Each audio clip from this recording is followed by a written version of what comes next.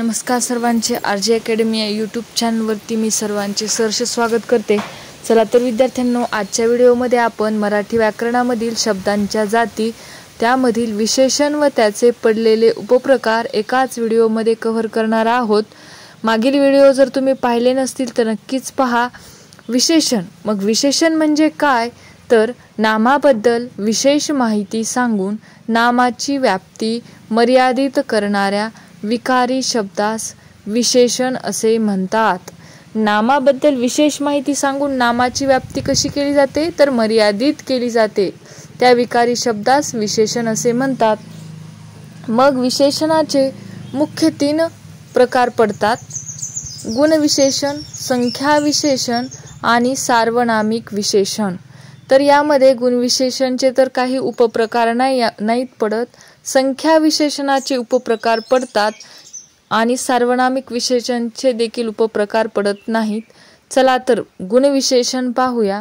नामाच्या कोणत्याही प्रकारच्या गुण किंवा विशेष दाखविणाऱ्या विशेषणास गुणविशेषण असे म्हणतात। उदाहरणार्थ, लहान बाळ, आंबट बोरे, हुशार मुलगा, काळा घोडा, सुंदर चित्र, पिकलेला आंबा। हे अंडरलाईन केलेले शब्द जे आहेत, लहान, हुशार, सुंदर, आंबट, काळा, पिकलेला, तर हे यांचं गुण दाखवण्याचं कार्य करतात, त्यामुळे ते गुणविशेषण आहेत। पुढील उपप्रकार आहे विशेषणाचा संख्या विशेषण। ज्या विशेषणाने नामाची संख्या दर्शविली जाते त्यास संख्या विशेषण असे म्हणतात। मग संख्या विशेषणाचे एकूण 8 उपप्रकार पडतात: गणनावाचक विशेषण, पूर्णांकवाचक विशेषण, अपूर्णांकवाचक विशेषण, साकल्यवाचक विशेषण, आवृत्तीवाचक विशेषण।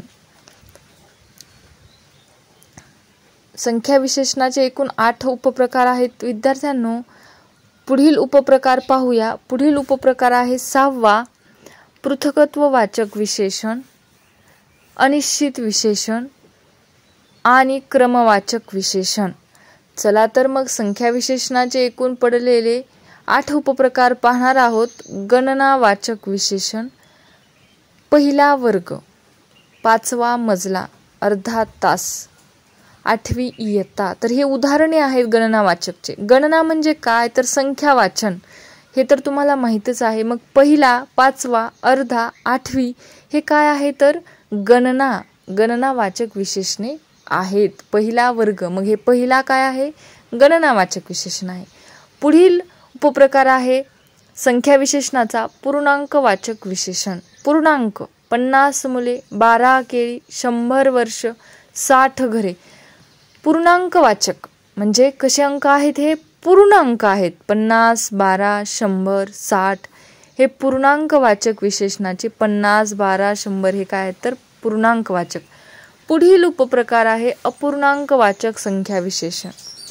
अर्धी रक्कम, अपूर्णांक, पूर्णांक हे गणितामध्ये शिकलो आहोत आपण। पाव हिस्सा, पाऊण मीटर, चतकोर भाकर। तर विद्यार्थ्यांनो, अपूर्णांक आहे म्हणजे अर्धी, पाव, पाऊण, पूर्ण रक्कम आहे काही, पूर्णांक आहेत काही संख्या नाही, चतकोर भाकर, म्हणून ही काय आहेत तर अर्धी, पाव, पाऊण, चतकोर अपूर्णांकवाचक संख्या विशेषणे आहेत। पुढील 4था उपप्रकार आहे साकल्यवाचक संख्या विशेषण। जी विशेषणे उपलब्ध सर्व वस्तूपैकी सर्वच्या सर्व असा बोध करून देतात त्याला साकल्यवाचक विशेषणे असे म्हणतात।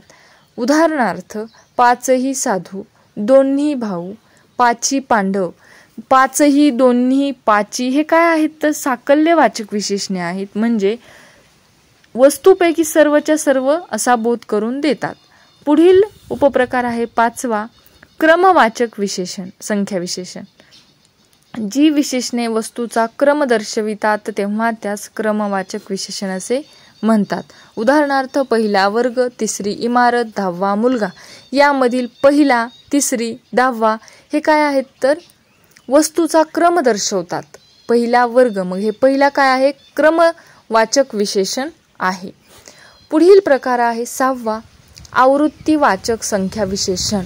याची व्याख्या आहे ज्या विशेषणाने संख्येची किती वेळा आवृत्ती झाली हे दर्शवितात त्यास आवृत्तीवाचक संख्या विशेषण असे म्हणतात। उदाहरणार्थ, द्विगुणित आनंद झाला, दुप्पट खर्च लग्नाला झाला, चौपदरी रस्ता यामधील द्विगुणित, दुप्पट, चौपदरी हे काय दाखवतात? संख्येची किती वेळा आवृत्ती झाली आहे किंवा आवृत्ती झाली आहे, त्यामुळे द्विगुणित, दुप्पट, चौपदरी हे काय आहेत? तर आवृत्तीवाचक संख्या विशेषणे आहेत. पुढील प्रकार आहे 7वा, पृथकत्ववाचक संख्या विशेषण. ज्या विशेषणाने संख्येचा वेगवेगळा बोध करून दिला जातो तेव्हा त्यास पृथकत्ववाचक संख्या विशेषण असे म्हणतात. उदाहरणार्थ 10-10चा गट, 2-2 फुले, 4-4 घरे. संख्येचा काय करून दिला गेलेला आहे? वेगवेगळा बोध करून दिला जातो. मग 10-10, 2-2, 4-4 वेगवेगळा 10-10चा गट. पुढील आहे 8वा उपप्रकार संख्या विशेषणाचा अनिश्चित संख्या विशेषण. ज्या विशेषणांनी निश्चित अशा संख्येचा बोध होत नाही परंतु काहीतरी संख्या आहे हे कळते तेव्हा त्यास अनिश्चित संख्या विशेषण असे म्हणतात. आणि उदाहरणार्थ सर्व रस्ते, काही पक्षी, अनेक झाडे, सर्व, काही, अनेक हे काय आहेत? तर अनिश्चित संख्या दर्शवत आहेत का यामधून? नाही. म्हणून सर्व, काही, अनेक हे शब्द कसे आहेत? तर अनिश्चित संख्या विशेषणे आहेत. पुढील विशेषणाचा मुख्य प्रकारापैकी 3रा उपप्रकार आहे सार्वनामिक विशेषण. जी सर्वनामे विशेष माहिती सांगण्यासाठी कार्य करतात त्यांना सार्वनामिक विशेषणे असे म्हणतात. उदाहरण आहे असला नवरा नको ग बाई, हा आमचा काळा कुत्रा आहे. सार्वनामिक असला, हा आमचा हे काय आहेत? तर सार्वनामिक विशेषणे आहेत.